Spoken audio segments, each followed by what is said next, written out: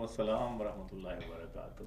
غلام صاحب، سے پہلے کہ ہم آپ کا کلام سنیں یا ہم شعر و شاعری کی طرف جائیں، میں چاہتا ہوں کہ ناظرین کے سامنے عمومی طور پہ جو بندہ آ رہا ہوتا ہے، جو ٹی وی پہ آ رہا ہوتا ہے، جس کے مختلف پروگرامات چل رہے ہوتے ہیں، اس کی ذاتی زندگی کے حوالے سے بہت ساری چیزیں اوجھل رہ جاتی ہیں، تو لوگ جاننا چاہتے ہیں۔ تو پروگرام کے پہلے حصے میں ہم آپ کی کچھ ذاتی زندگی کے حوالے سے بات کریں گے، اور آفٹر دیٹ ہم انشاءاللہ جو ہمارا موضوع ہے ہم اس کی طرف آئیں گے۔ تو آپ کی پیدائش کہاں پر ہوئی، تعلیم کی ابتدا، گھرانہ، یہ ابتدائی چیزیں ہمارے ناظرین کے ساتھ شیئر کیجیے گا۔ سب سے پہلے تو میں آپ کا شکر گزار ہوں، ممنون ہوں، آپ نے مجھے یہاں بلایا اور میرے ناظرین کو میرے ساتھ میری ملاقات ان سے کروائی آپ نے۔ تو عمرے پر ہم آئے ہوئے ہیں، اور پہلا سفر ہمارا لاہور سے مدینہ طیبہ کا ہی ہوا ہے، تو اس کے بعد ہم جائیں گے عمرے کے لیے انشاءاللہ العزیز۔ تو آپ نے ماشاءاللہ بڑی نوازش کی اور مجھے ڈھونڈ لیا آپ نے۔ تو باقی یہ ہے کہ میری پیدائش لاہور ہی کی ہے، اور اندرون لاہور کی ہے، نسبت روڈ مشہور علاقہ ہے، وال منڈی نسبت روڈ اور یہ سارا۔ تو لکشمی چوک کے ساتھ ہی ہے گلی تھی، اس میں میری پیدائش ہوئی ہے۔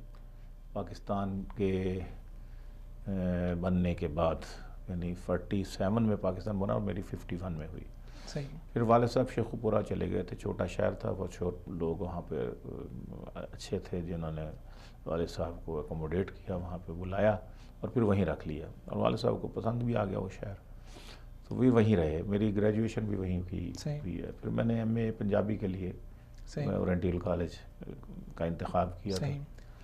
تو اس کے بعد پھر شعر و شاعری تو گھر میں تھی، والد صاحب الحمدللہ والد صاحب کا بھی ذوق جی بر صغیر کے مشہور شعراء میں سے تھے، اور سید عطا اللہ شاہ صاحب بخاری، امیر شریعت سید عطا اللہ شاہ بخاری امرتسر میں، چونکہ ہمارا محلہ بھی امرتسر میں تھا والد صاحب کا، تو شاہ جی کے ساتھ رشتہ داری بھی تھی۔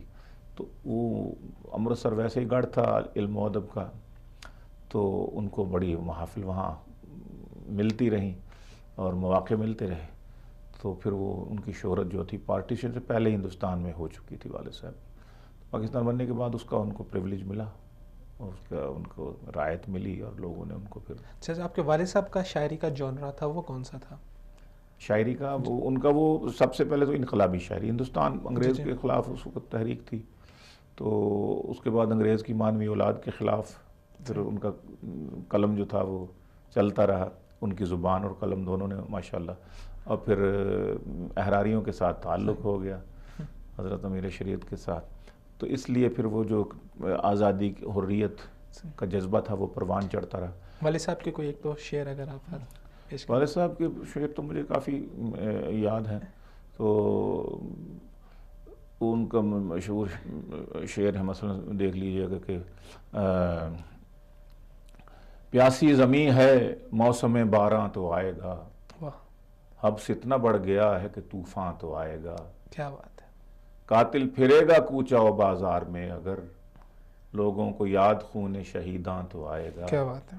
میں نے اسی لیے بھری بستی میں دی اذان، مسجد میں کوئی مرد مسلمان تو آئے گا۔ کیا بات ہے، ماشاءاللہ ان کے بڑا انقلابی کلام ہوتا تھا، کافی سارے مجموعے ان کے کلام کے، پھر نعت کے، پھر انقلابی نظموں کے، نظریاتی نظموں کے، ختم نبوت کے اعتبار سے، رد رفض اور بدعات کے حوالے سے، اور معاشرے کی اصلاح کے حوالے سے۔